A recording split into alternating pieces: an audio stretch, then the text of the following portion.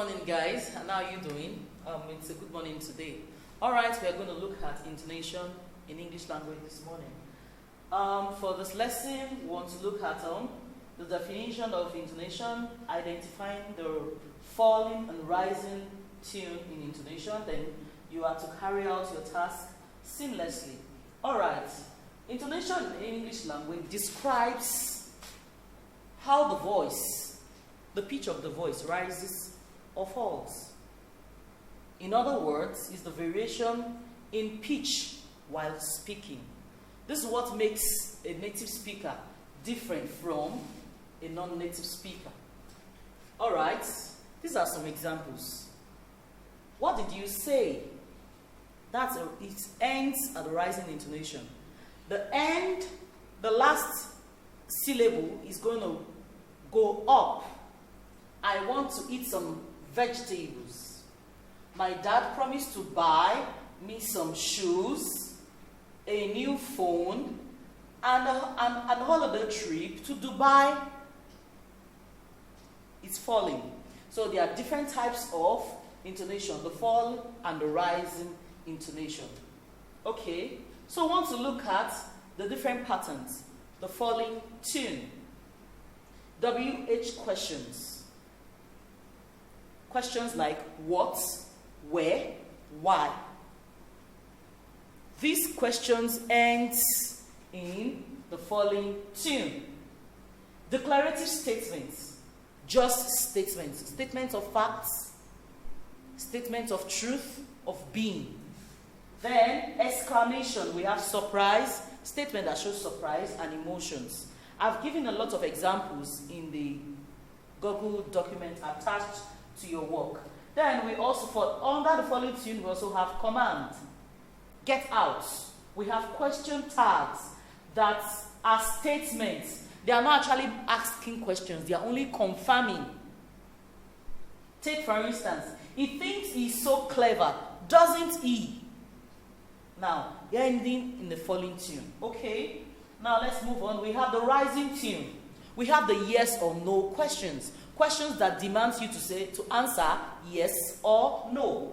Then we have question tags that show uncertainty and require an answer. I mean real questions using question tags. We've met already, haven't we? Haven't we?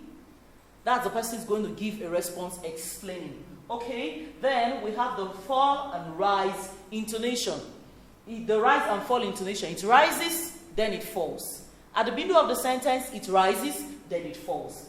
We have lists. That's like an example I gave you earlier.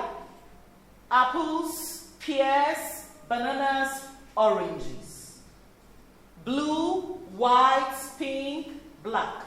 Alright, unfinished thoughts. This means responses that indicate reservation. Maybe the person does not want to explain, give all of the thoughts. Do you like my new handbag? Well, the leather is not nice. The leather is nice. Now, the person reserves this part of the statement. I don't like it. Those kind of statements rises and falls. Okay? Then we also have the rise and fall. Still more examples. Conditional statements. The tone rises in the first clause and falls gradually in the second. If he calls, ask him to leave a message. If he calls, ask him to leave a message. You see, this kind of training yourself to speak like this would help you when you travel out. Because for many of you, that's why many of you don't like to watch Western movies. Or maybe when you watch them, you just pay attention to the action, you don't pay attention to the speakings. It's wrong. Please pay attention to their words. Very important. Alright, to add more information, I looked at her eyes, I was moved to tears. I looked at her eyes and I was moved to tears.